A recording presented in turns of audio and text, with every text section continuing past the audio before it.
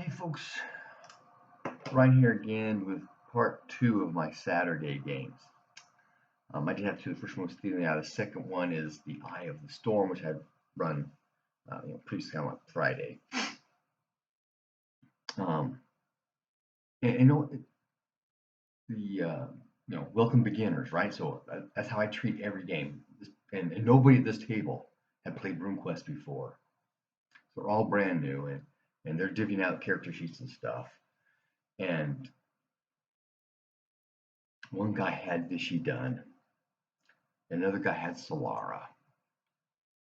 And towards the end of the game, I started thinking, I should not allow a brand new player playing at least this scenario to do Vichy because Vichy can't do a thing. I did have one group in a previous game have Vichy. We actually, well, there's only two players, right?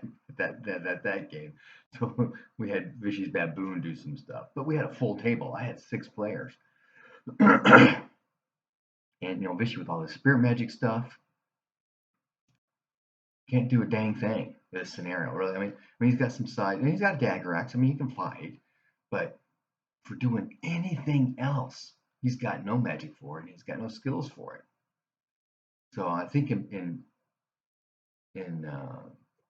if I run this, I probably will. If it comes up again, if we're doing Stealing the Eye again next year, nobody who's never played RuneQuest can play Vichy. No, don't use him. He's useless for this game, this scenario. And then you have Solara, who has sorcery, and you cannot explain sorcery in a first game kind of thing. It's really complex, and as I recall, her spells don't really have a lot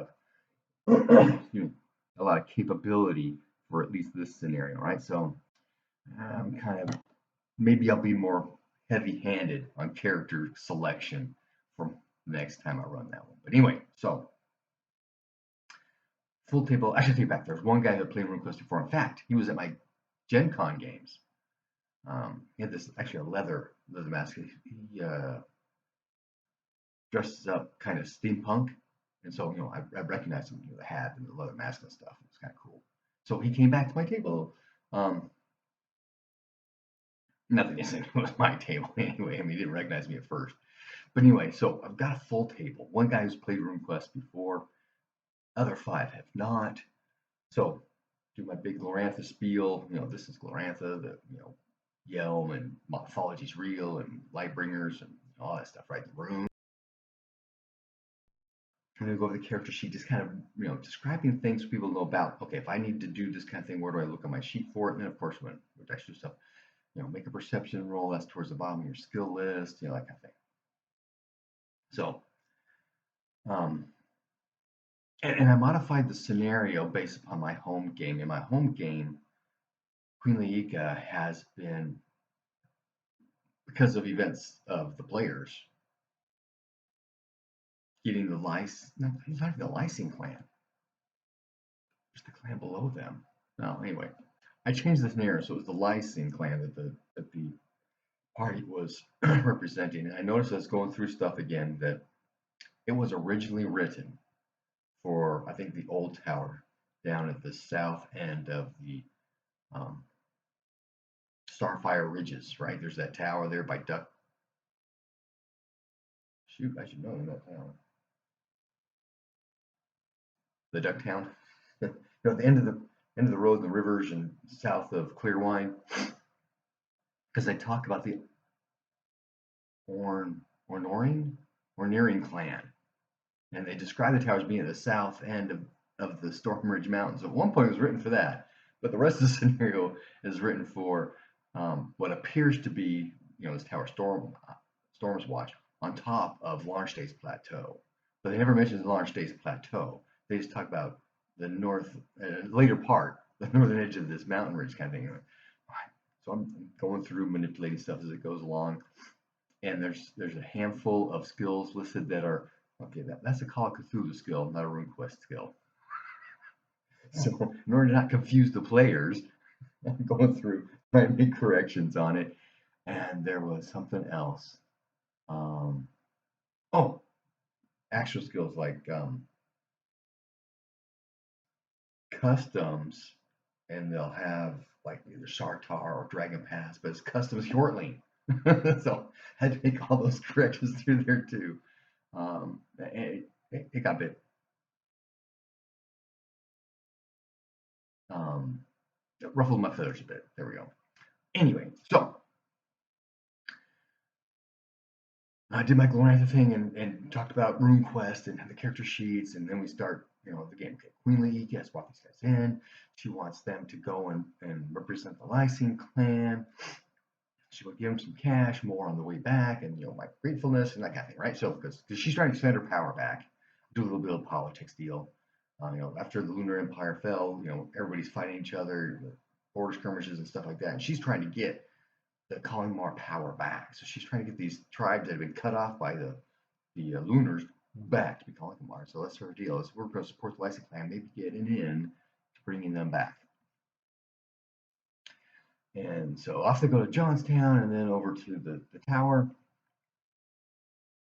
There's some, these are things, the scenario says these are things that the party can do to maybe get some more information or maybe get an edge up on the NPCs and that kind of stuff. So we talk about that, and a couple of them try. A few of them actually sing, which gives them more reputation at the end.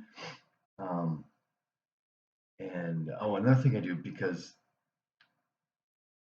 the competition, isn't secret, right? But the players don't know that. But the characters do know something. Right? The players don't know what they are. The competitions are, but the characters probably do. At least the leader, and thankfully Vasana was in this group. So Vasana, I talked with that player. Okay, there's going to be a piece where we're working together as leaders of the two factions for the setup, instead of just being on the other side, right? Like walking in, we're done. So I marked off a couple sections because Corda, everything's right for a Corda to say. So I split it. A Corda says this, Vasana says this. A Corda does this, Vasana does that. They do things together when they're setting up the competition areas, bring it together some. So a Corda, midway through the meal, a Corda does her thing about the competition, and I hand the papers off to the Vasana character, and she reads a paragraph. I get back, and a Corda reads her paragraph describing the 3 competitions. And then I go back. Okay, now, as players, this is what this means. There's going to be an oration or singing competition. Whoever wins the coin toss decides, are we going to do poetry or are we going to sing? And the second one is, a wrestling match where we're using grappling and knockback. And then the third one is a mock combat. And I talk a little bit about Dull Blade 4 there. Excuse me. And then, okay, rest of the night, anybody going to do any drinking games? Because there's this little drinking game kind of sidebar deal. And nobody was willing to do that. And then somebody said, I'm sure I'll do that. And so in my interpretation of the game, the duck is one who's doing this, because she's got the small little duck and she's being brash and can you hold your liquor kind of thing. Can you hold your liquor? I can't do this, sorry. Deal, right? And it was Vostor, not Vostor, it was Vostor. Nathan, the Nathan character, buys up, okay, let's do this. But Nathan's got an 18 constitution, so he's gotten up on this. And then the way the rules for the game are written, they seem to be missing a spot somewhere. Because I talk about a constitution versus constitution roll. Normally it's just, my constitution against yours because I'm overcoming you, but we're doing both. And so I interpret that as, okay, we're both rolling against constitution. We're looking for somebody who fails. If you fail, you have to do constitution times 5, as if they've been poisoned with a potency of 6 plus 1d6. And then it references, no, it doesn't reference. Down bottom, it talks about fatigue and references a page number, but that page number actually references the poison section. And when you're poisoned, you don't do constitution times 5 against the potency. You do your constitution against the potency on the resistance roll table, right? So I interpret that as, okay, make constitution times 5 roll. If you miss, then you have the potency versus your constitution kind of thing. And I interpret that in the game as it decreases your constitution by that much, because you're still making constitution by constitution rolls until somebody goes to 0 constitution, in which case, yeah, they lost the game and they take the -20 for tomorrow, for their hangover deal, right? And so we're going along, and Nathan character keeps missing his rolls, and eventually he succumbs to the alcohol. He's out, and he's going to be at -20 tomorrow. And it's like the 3rd time I've done this drinking game thing. I've been refining it every single time, trying to make sense and make a little game out of it, right? And then they decide to go check out the tower. So they go up to the tower, and of course it's dark, and there's the modifiers, and you got to make rolls to go up the stairs. And they try to go up the stairs once, and they don't make it. So okay, we're done. That's what somebody fell through again. That's it. We're done. They go back to dinner, and then we have again. You can use charm or intimidation or investigation or these other skills to try and get some kind of information out of the other team to give you an advantage tomorrow, kind of thing. And one of the players got a critical success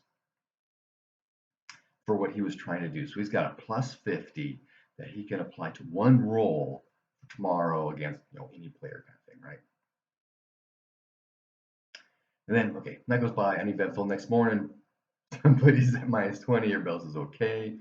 Accorda goes through her thing. They flip the coin, and the NPCs won.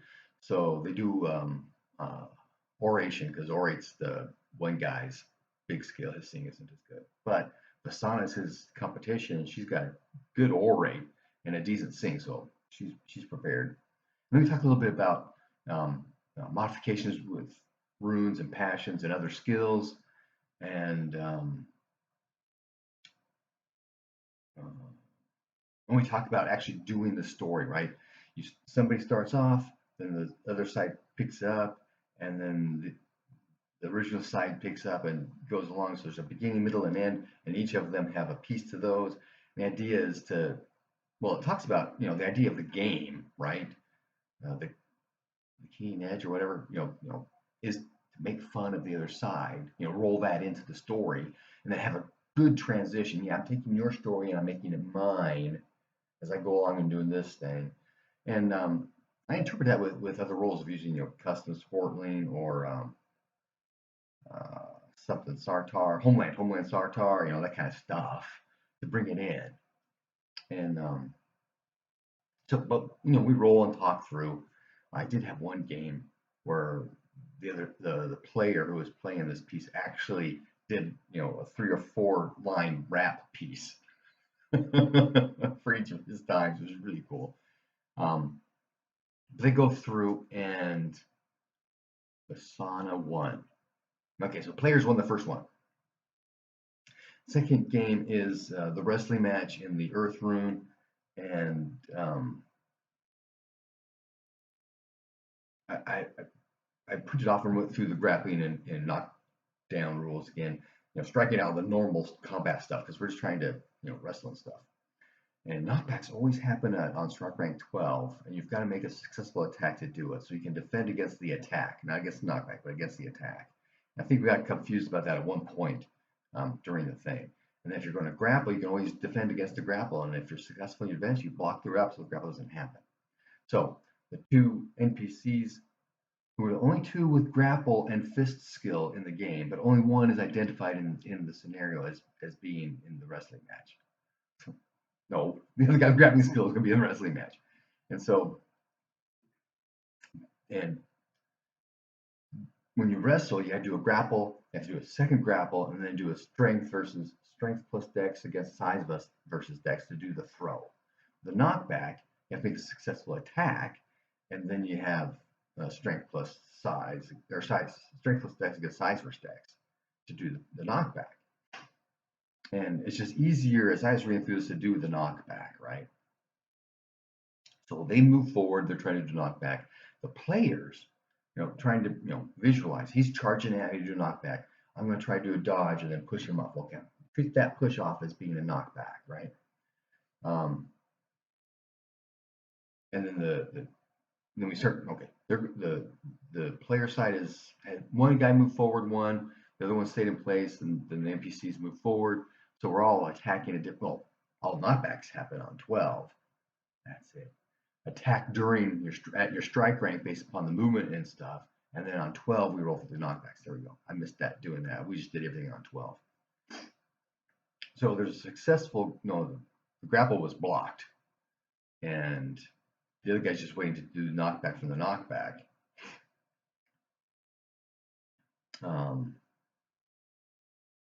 But neither were successful.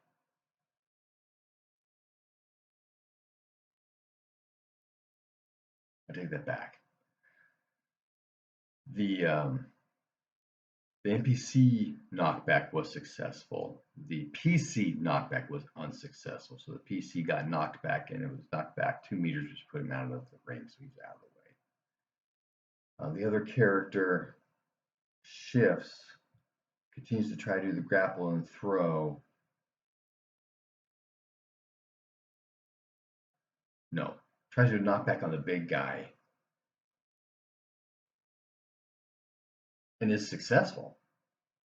Gets him out of the way, but the other NPC that same round is successful on knockback against the PC and knocks her out. And it was still kind of a mess. I've got to get a better feel for that one. And then the third one is a combat, mock combat, right? And the first thing I just ran it as is, right? You can use magic for armor stuff, just not attacks things, right? Because you're not trying to kill each other, right? So everybody does the dull blade 4, which minus 20% to hit, but if you inspire yourself, that bounces it out, right? And then, minus 4 damage. So if you're on a D8 plus 1, minus 4, that's a D8 minus 3, which means average is 1 point. If everybody's wearing armor and they've got protection spells up, there's no way you can get through. And I ran into this issue the first time I ran this game because Accorda has 5 rune points. Yeah, I'll throw 3 into shield. Or 2. I think maybe it's 2. But that's 4 points of protection. Plus she's got 4 points of armor. Well, 3 and 4. It's just, No, for me, no more. No magic. You can't use magic in the first 2, but you can on the third. What's up with that? Okay. No magic in this game. It's about skill, right? And then, because we're only, going to first blood, if you're wearing armor, you're never going to get through, or hardly ever get through, right? So, okay, no armor on the lock combat either, because Dull Blade 4 is taking care of that. And then, we're going through the combat. And if somebody gets a shield, if you get a parry, there's no way you're getting through a shield. Even, against another shield kind of thing, if the parry is successful, but the attack is not, you're doing damage to the sword, you're not going to do damage to the sword, always that strong, or unless you get like special and criticals and stuff. So it's still kind of messy, but at least it's playable, right? We're just looking for a point or 2 of damage, and that can happen on occasion. But if you miss your parry and somebody gets a special, that's when legs go down. So I started to apply that minus 4. So if you're doing a slash, right, it's weapon damage twice. That minus 4 applies both times. So you roll the D8,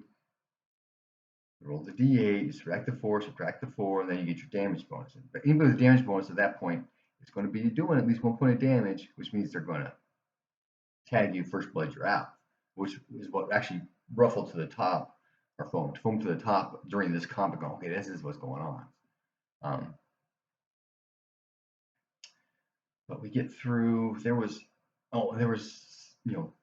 people. Well, there was one instant where the guy was talking about he does this much damage. We do the minus 4. No. The minus 4 applies to the weapon itself.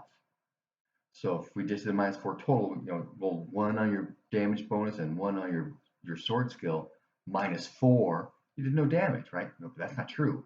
The 1 on the sword did no damage, but you still got your strength bonus in. So the reverse of that applies as well. So if you're using blade sharpen, you get a special, you add the +1 or +2 or whatever to the sword both times.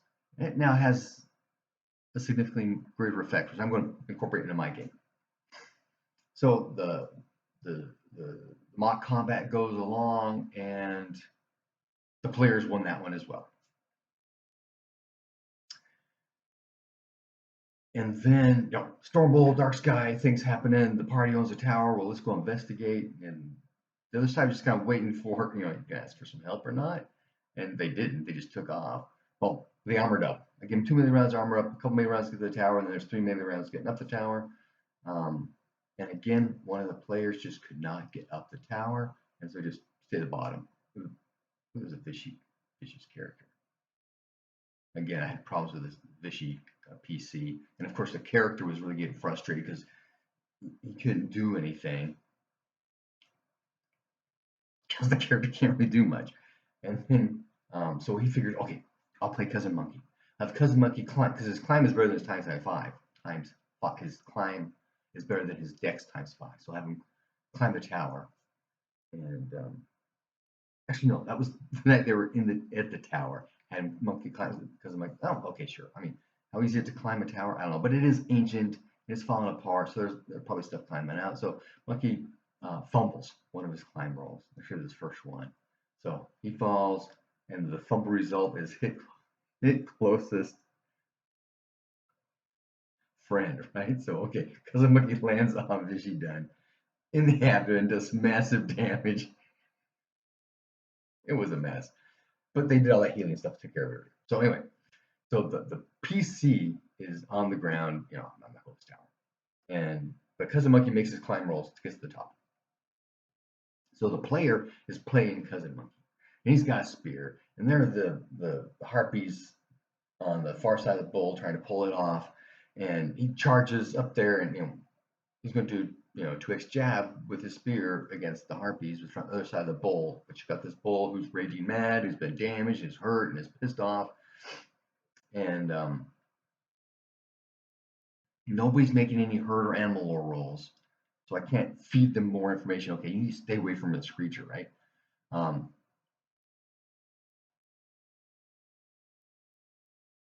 And even Vasana with her cult lore about, this, they did make some rolls. Okay, this is the heroic beast kind of thing, dealing with Stormbolt and Orlanth, that kind of deal. But there's still some connection here. If you've got the rules say if you have a air rune of 75 or higher, the bull's fine with you, right? Well, I just have people make your air rune. So if you've got an air rune, you have a chance of being able to get close to this thing without it kicking you. But Cousin Monkey doesn't have an air rune. So Cousin Monkey gets kicked at, missed, because he's only got like a 35% chance to hit.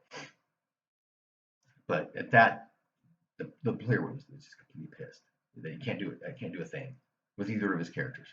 And so he just, okay, Cousin Monkey leaves. Sorry, dude. And then he's going through it. What can I do? I don't know. What do you want to do? Explain to me what you want your character to try to do, and we can look at the spells and runes. Okay, this is how you would do that. But he just got really frustrated, which I felt really bad about. And I'm trying to be, okay. I did explain at one point how something worked, but he didn't remember that. He said, no, you didn't. Okay, well, let's talk about what do you want to do, and then we'll see what your character can do that fits that category, kind of thing, right? He eventually calmed down, thankfully. Again, though, but the character can't really do much in this fight. So the players, boss door summons a fire elemental, and the fire elemental can engulf one creature, and it does the 3d6 damage if it makes the roll, miss the roll, kind of thing, right? So I'm thinking, can fire elementals climb? Well, okay, I was afraid he was going to have it fly around. That's what I was afraid of, but he didn't. He just had to go over and burn these harpies on top of the bull, but it doesn't harm the surface it's on, kind of thing, right? So, okay, it doesn't harm the bull, but it's certainly going to freak it out, fire on it, right? But the fire elemental is able to keep burning harpies. That they can't get enough harpies down there to be able to do anything to try to get this bull off, right? And so at that point, and they're on the tower, they're slinging up to take out harpies, they're shooting bows up to take out harpies, and they're doing pretty good with that. And then harpies are dropping rocks and attacking, and going down to the ground and picking up rocks. But the only person down there was Vichy, and that character I think was pretty much done with the game, unfortunately. And so, okay, Harpy rocks against everybody, and then Harpy's attacking people, and nobody's really making. Harpy's not really being successful at this at all. And there's no way they're going to get enough Harpies to pull the bull off, so I just make a call. Okay, at this point, Stormbull shows up. Nobody did any healing on the bull, or try to help it. They're just killing Harpies. So the Stormbolt shows up, does the lightning flash, the Sky Bull is healed, it flies away.